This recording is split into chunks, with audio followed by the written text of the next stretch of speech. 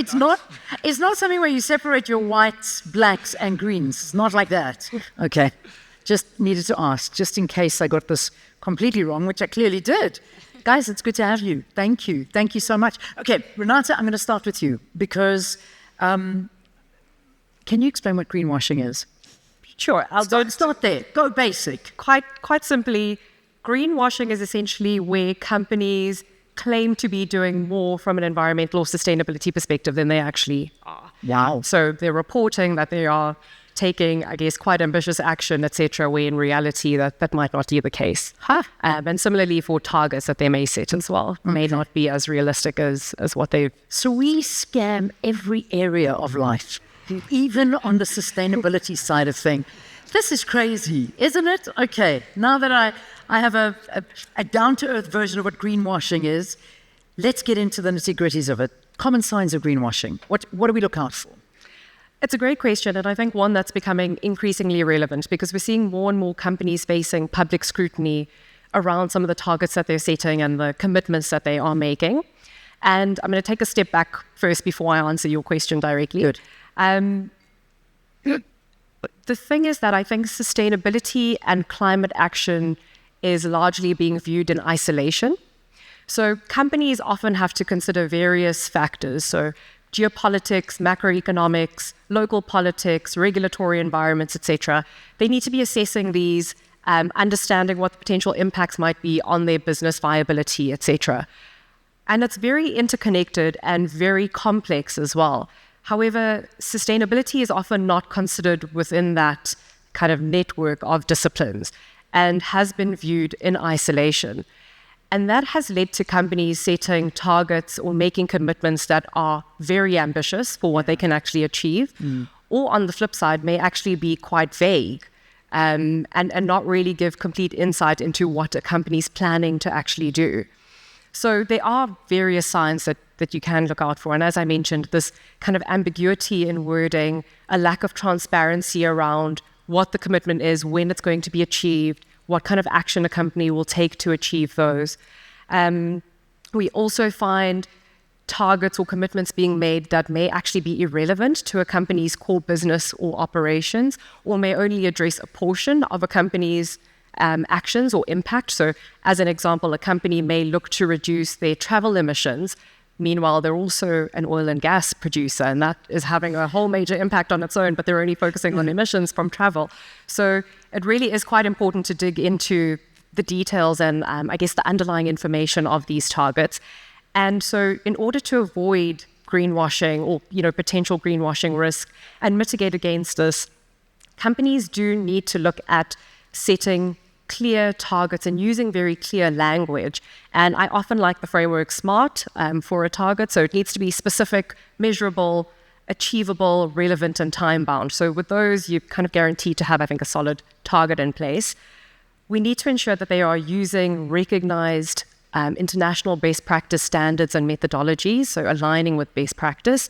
And then the last thing I'll mention is what's really, really important is the information underpinning the actual achievement of this target that companies are disclosing. So it's good enough setting a net zero target, but how are you going to achieve that?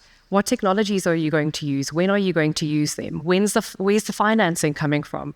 How do you plan on deploying that? So as important as the target itself is, we need to ensure that the substance on how that's going to be achieved is there to avoid greenwashing risk. Okay, interesting. And a nice way to start this off with a broad understanding of it. So, Kavita, let me come to you. How can integrating sustainability into business strategies drive the long-term growth, the resilience, and the competitiveness of a business? So it can drive it in a big way, but it depends on how you actually integrate it into your business. And exactly like Renata said, there's been a general trend of keeping sustainability in a little pocket on the side, pull it out at the end of the year when it's time for reporting. Let's quickly do the calculations, stick it into the report, and boom, it's done. The way to actually do it is to make it part of your daily business. And that's where the challenge comes, right? Making it part of normal operating parameters. It needs to be part of your daily business. It doesn't have to be something that's an additional aspect that you deal with once a year. or twice a year. Because if you're doing half year reporting or end year reporting, that's when it comes out. So I think that is the biggest challenge. And that is what we have been trying for the longest time, is to say, how do we integrate it into our business? And that's been quite a journey. We've been on that for a while now. But you immediately start seeing the value once you get it right. You see what it does. It enhances the value of your business, your products, your supply chain. You start getting, without even realizing it, you start seeing cost savings. You start seeing efficiencies in your business, all because you're targeting the right business practices. And you're starting to think differently. You don't use the same old business practices to do what you've always been doing. Make subtle changes. And the whole challenge again is, don't go in there big bang and tell your business you have to change. This is what you have to do. But if you go in this, on the basis of, these are the things we need to achieve in the long term, but to get there, let's start with these small things. And when your business starts seeing the value, or they realize the results of those small activities, they get more and more vested in it. Then they start saying, okay, this is starting to show us more value. And that's the way to try and get it integrated. That's when you also start getting more brand awareness, you get more customer satisfaction, you get more interaction with your upstream and downstream supply chain.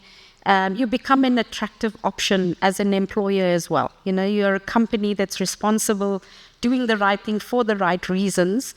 And that becomes something that really adds more and more value to your business. You then also start getting access to green funding. That's also one of the ways that we can start financing these maybe ambitious projects that we want to implement. And how do you fund that? There was a question about, how do you fund these things? It's not easy, because these things go straight to your bottom line, and the business is like, no, that's too expensive for us to do. So if we can come up with innovative funding mechanisms, and that's where we're exploring as well, that's when you start seeing there are many, many different ways to actually achieve what you want. Okay, so this is where I want to hear about some of the ways, and I want to, Jeff, come to you on this one, because I would love to know what a credible and science-based net zero strategy actually looks like. So it's complicated. I wish I could give you a sort of straightforward, simple answer, but certainly that's not how it works. But there's a couple points I want to bring through here. And the first one is, you need some sort of third-party verification, right? You can't just make up your own net zero target and say, this is what we're doing. Everybody, this is fantastic. High fives all around, job done.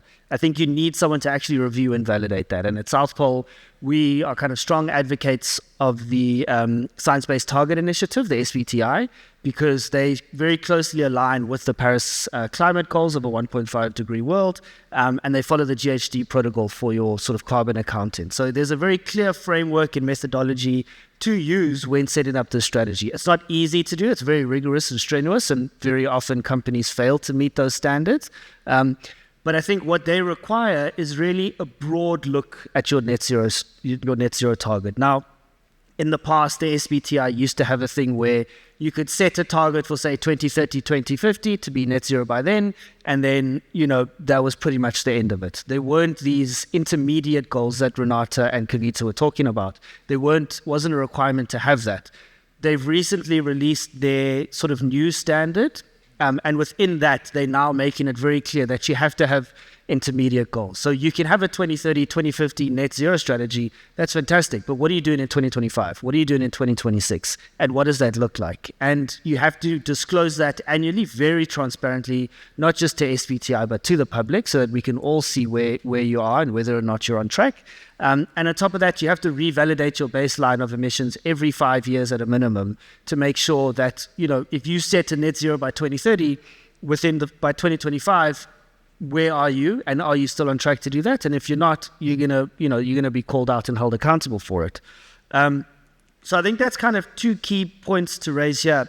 But I also want to raise that it has to be all encompassing, looking at scope 1, 2, and 3 emissions, right? And what they've done now, which is, we think, a really progressive step in the market, is with scope 3 emissions, they've now started to allow what we call insetting. So, for example, Heineken, right? They have a value chain where a lot of their products come from farmers, their hops, their barley, etc. if they now invest in developing a sustainable agriculture projects with these farmers, that can contribute to reducing their emissions because we're now seeing a lot more carbon stored in the soil. That immediately helps Heineken achieve their net zero and be fully aligned with global best practice under the SBTI framework. The last point I wanted to raise is that, implied in the name of net zero is that there has to be some form of carbon offset. I don't think any company can meaningfully achieve a net zero unless you have a very clear carbon offset strategy within that. And I think there's been a lot of kind of heat and backlash in the media looking at carbon offsets. So that makes it even more important for companies to have a very clear and very tangible strategy on what we're going to do.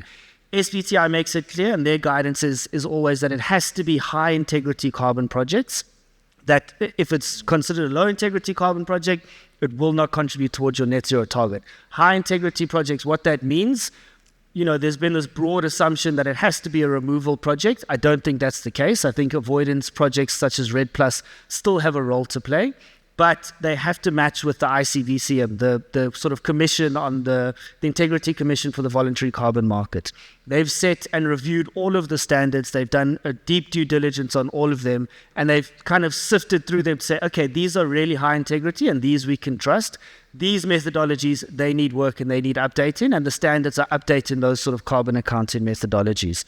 So I think it's not, it's not a clear-cut, easy thing, and there's a lot of kind of pitfalls that you have to navigate. But I do think that you need this kind of all-encompassing framework, and you need third-party validation and verification for it to really be meaningful. I mean, one of the problems we saw in the early days of the SBTI was companies would set these wonderful targets, and they'd make, make all these press releases and do all this fanfare.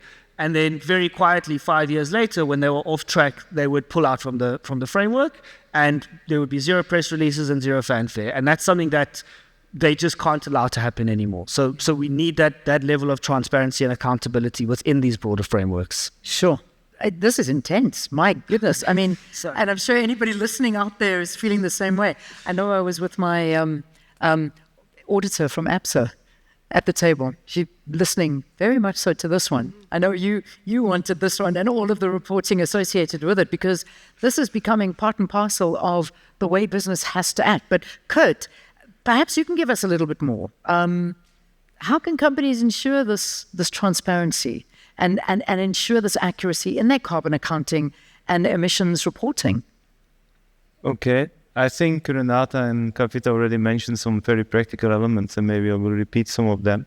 But I think when you talk about transparency reporting, it means also you have to be honest in what you measure and what you can't measure and what you don't know what to measure. Mm-hmm. And I think the previous speaker from Dell Technologies made a reference to fancy, glossy annual reports, And sometimes we get a call from the CEO to discuss around carbon accounting. And then before we meet him, we do, of course, our homework. We go to the website, we try to read their integrated report. And then we say, but you already have scope 1, scope 2, scope 3. And then he says, I don't know how these data are getting in these reports. And that's quite telling. And I think the first thing is be honest what you know, be honest what you don't know, because the data is the biggest issue in carbon accounting reporting, because data is everywhere. The emissions that you consume internally or that you get from, let's say, utility, in this case, ESCOM, are still relatively easy, but then you have scope 3. And the data is everywhere. It sits with suppliers, it sits internally, and so on. So that's one element. The second element is the management infrastructure. And management infrastructure is people and systems. In December and January, I had fantastic discussions with the head of ESG of a large company of more than 50,000 people here in South Africa and Africa. And I asked her, how many people are in your team? And after a few seconds, she said, me and my secretary. Oh, wow.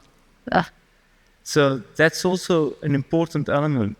I mean, the head of ESG has to do carbon accounting, has to do standard reporting in line with maybe GRI or IFRS as well as two. You hear ESG is all about 3-letter words or 4-letter words. Very interesting topic.